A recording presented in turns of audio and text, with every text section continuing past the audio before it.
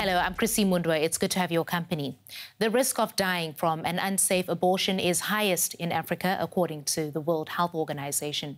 It is International Safe Abortion Day today, and the latest WHO report says 3 out of 4 abortions that occurred on the continent between 2015 and 2019 were unsafe. In a moment, I'll be joined by a lawyer advocating for the procedure to be made legal. But first, here's the story of a young woman in Nairobi who survived an unsafe abortion.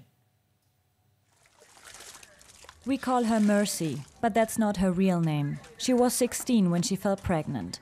Her mother wanted her to finish school, so she forced Mercy to abort the baby. For fear of repercussions, she hides her face.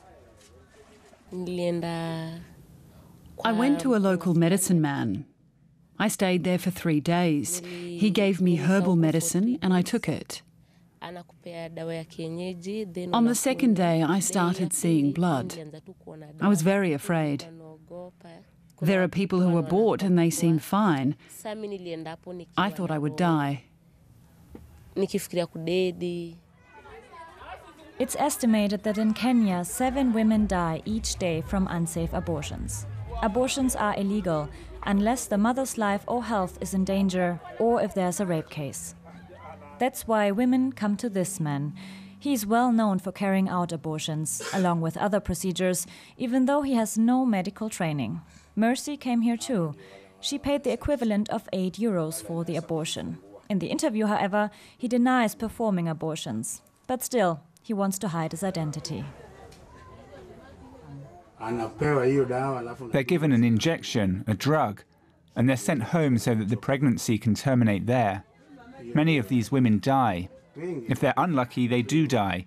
If they're lucky, the pregnancy terminates safely. It's usually bad, however.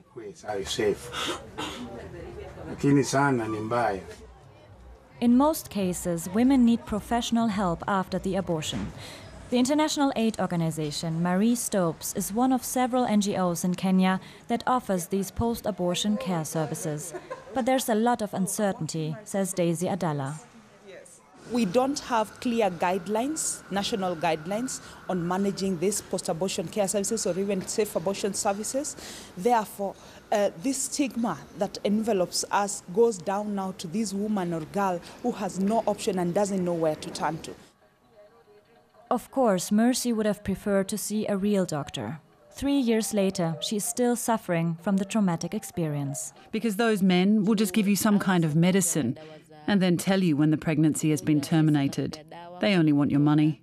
In the end, you're the one who has to suffer.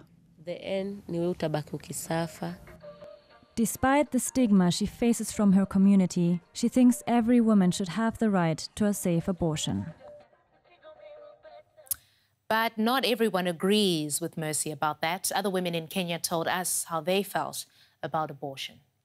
My view about abortion is that it's not a good idea, and the best way to deal with it is educating people upfront about ways to avoid getting there, like contraceptives, abstinence, condoms, and whatever other ways are there in the market to avoid it. Once someone has conceived, it's a life already growing inside you. Once you do that, it's like you're saying no to life.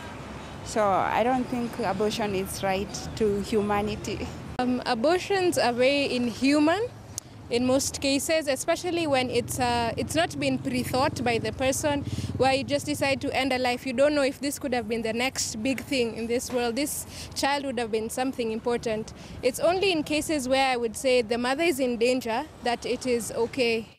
So, in fact, that is the case in much of Africa. Women are only permitted to terminate a pregnancy if it poses a threat to their life or a risk to their health. Only 4 countries on the continent, the ones shaded in blue, allow women to get an abortion on request with no reasons given. In fact, in South Africa, women and girls do not need consent from anybody. For more on this story, I am joined by Evelyn Opondo. She is a human rights lawyer and is Senior Regional Director for Africa at the Center for Reproductive Rights. Welcome to DW News Africa, Evelyn. The overwhelming majority of African women in childbearing age live in countries with restrictive abortion laws. Tell us why it is important, according to you, that changes. Thank you very much.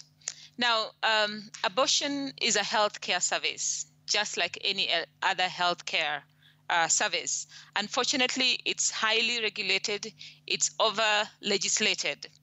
And we do know that in Africa, 99% of abortions that occur in Africa are unsafe. We also know that we have one maternal death in every 150 cases in Africa. That's a very high number, considering that majority of these deaths are preventable, and we know what we can do to prevent these deaths. A number of women are dying from unsafe abortion, and there are another huge percentage that are living with lifelong disabilities that they can ill afford to treat. And therefore, this is a critical issue. Evelyn, is it enough for a government to say it provides access to contraception and therefore there's no need to get into the legalizing of abortion, which often has implications because of the moral standing of a society, for example?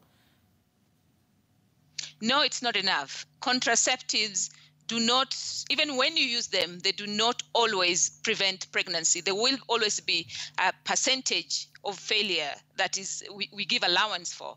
But other than that, if you look at the countries in Africa, abortion is also allowed, for example, where there's been rape or incest. And some of these are things that you cannot prevent with contraceptives, because in any case you are not anticipating to get into a relationship. And also, if you look at our laws, abortion is allowed when the life or health of a woman is in danger. So it's a health service that can be a life-saving emergency for women, and contraceptives will not be the solution. It's a good measure to have, but it must be augmented with other measures. Right, Evelyn, I'm hearing you there, and it does appear, according to the facts, that in most countries where abortion poses a threat to a woman's life, in the event that a woman has been raped, she is allowed to have an abortion. What then becomes the compelling case to allow abortion in circumstances other than that? Well, you know, when her life is in danger, when her health is in danger, that means it can be a life-threatening condition. But if you look at countries such as Zambia, socioeconomic grounds is given as a ground for abortion. If you look at the WHO, the World Health definition of health, health includes socioeconomic grounds. And therefore, if a woman cannot, take care of this pregnancy, if this pregnancy endangers her, or for socioeconomic reasons, she's unable to see this pregnancy to term, then she should be allowed to terminate that pregnancy. Okay, Evelyn, that's all we have time for today. Thank you very much for your insight and adding to our program here today on DW News Africa.